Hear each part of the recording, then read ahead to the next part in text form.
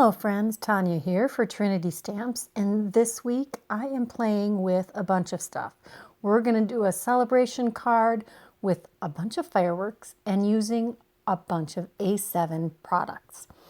I am taking several Distress Oxides here. We've got Blueprint Sketch, Mermaid Lagoon, Peacock Feathers, Wilted Violet, Cracked Pistachio, and later on I'm going to use Mustard Seed, and I believe ripe persimmon. I'm going to start out by adding my lightest tone in the middle on this 5.5 by 8.5 inch piece of cardstock.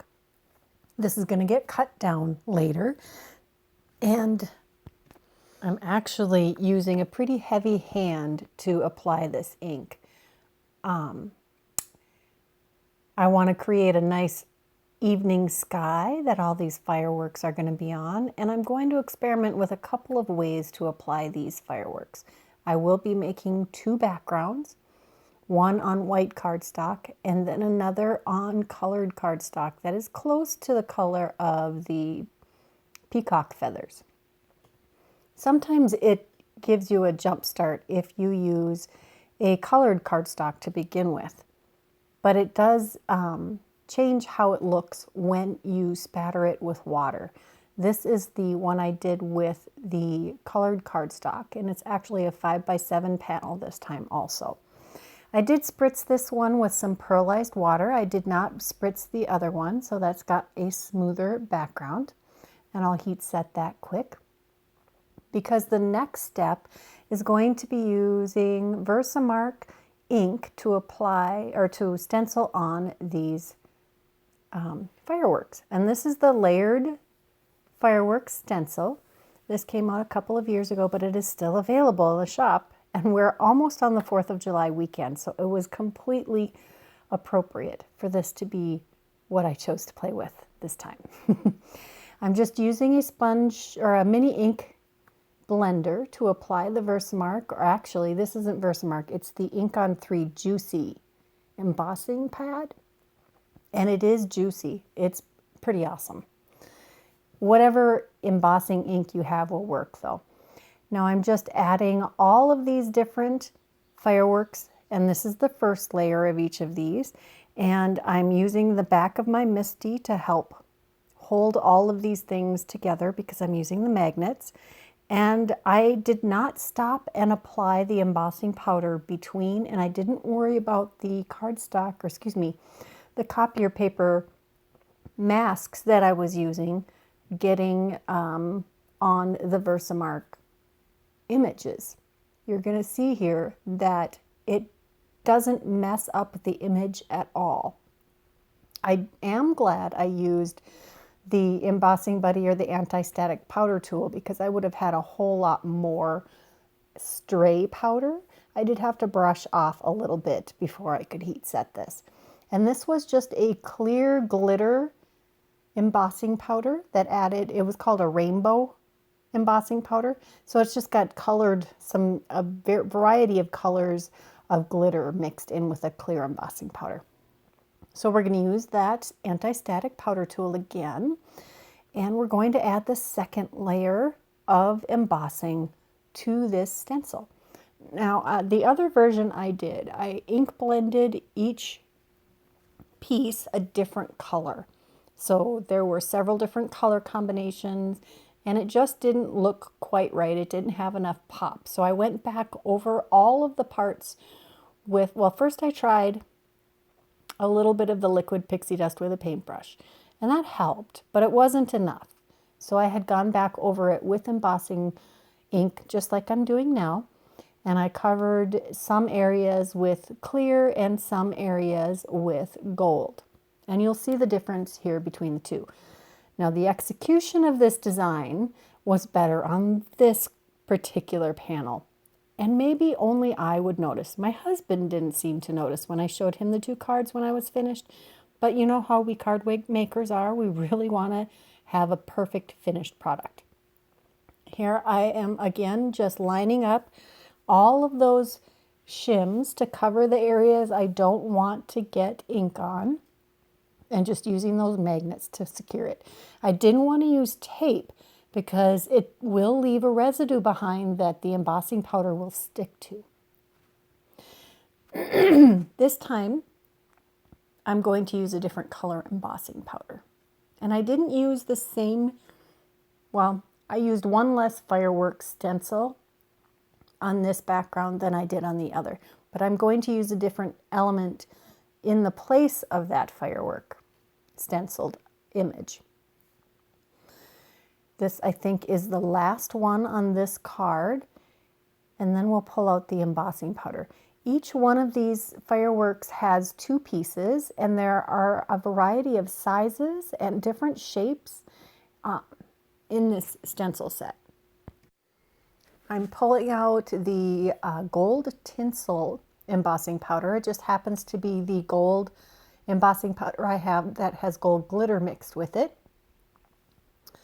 And I'm adding that to these fireworks. It is the same gold that I used on the other panel. I'm not going to show you how I did both of them because it's very similar. Just going to heat set those and you can see those come to life, and it really does make these fireworks look pretty magical. And that should be a clue as to what I'm going to add later. Now, the Celebrate is from the Big Celebrate foil and cut die set that came out in this month's release, actually the June release from Trinity Stamps. And I did the product close-up. So I have gobs of the Celebrates already foiled and die cut. If you want to see how I did those, you can check that out in the product close-up video. And then I pulled out the Castle Scene Builder die set that's been in the Trinity Shop for quite some time. And it is something that I keep pulling out. It is so perfect for so many different themes. I'm going to add that into the background of this card. Next, I'm going to take the stencil, and I had been trying to mask and overlap and make a cluster of these, but I also found that if you just stencil them exactly where they are on the stencil on your page, you can quickly do a whole bunch of things and change colors in between. I have here the main panel for the A7 envelope builder die set, and this is just the front lower left corner of the envelope.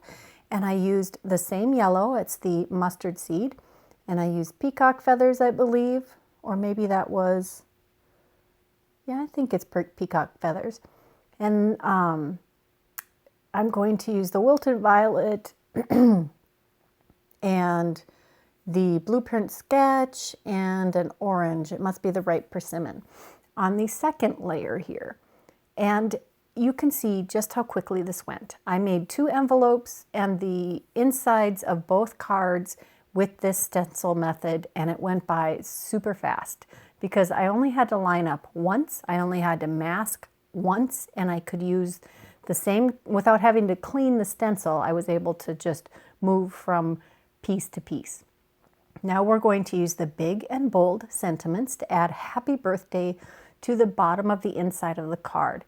This is a stamp set that makes a great bold statement, and I love it. And you can see I had done a little stamp surgery on the happy birthday sentiment, which I'm never afraid to do because you can always line it back up together like I'm doing here. I am using the grid panel pattern on the lid of the Misty to make sure that I have the happy birthday lined up straight. And then I'm just going to use my VersaFine Onyx Black, which always gives me a beautiful impression. You do have to be a little careful because it takes a little longer to dry. So I will leave that open on a different area, on a flat surface, to dry before I assemble the card. I had already glued some chunks of coaster blank to the back of that panel, and you can see here what color that panel was originally. And I had die cut that with the A7 Modern Embossed Edge die set. I will actually use that for the sentiment for this card also, which I embossed. You can see those laying on the pile to be assembled. This has multiple layers of coaster blank because the center is going to need to fit over the castle that we added here. This has a very theme park feel to it, which I know there are lots of people who are fans of that group of theme parks. And I thought Make-A-Wish was a perfect addition to this Celebrate. This is going to be a birthday card. It could be just about anything. And there is the second card. I had used, the foil and cut to cut out 2 layers for the first card for Celebrate. And for the second card, I just used the bubble cut and the foiling plate. Now it's time to assemble the envelope. I really do love this envelope. This is a pretty lightweight cardstock, probably a 65-pound. It is a Nina vellum Bristol that I had picked up with other intentions, and it didn't work out for that, but it is working out great for envelopes. It takes ink very well. It is easy to use on a gel press print. You can ink blend on it. You can stamp on it. And it holds its shape well. And it does make a sturdy envelope. You just glue each of these flaps on. It is a top opening card envelope, and it goes together very quickly. I think I make these envelopes in about 5 minutes total. And to seal it, I am using this tape that you can peel later when it's time to seal your envelope. And these do fit, even with all of that dimension, they fit in these envelopes beautifully. I've fit even thicker cards in these envelopes. I'm really impressed with the size that was chosen to create these cards. Way to go, Trinity Stamps. So there's those 2 cards. This is the first one I did that didn't turn out as perfect as I would like, but sometimes we have to let go. Here's the second version with a little more magic in it.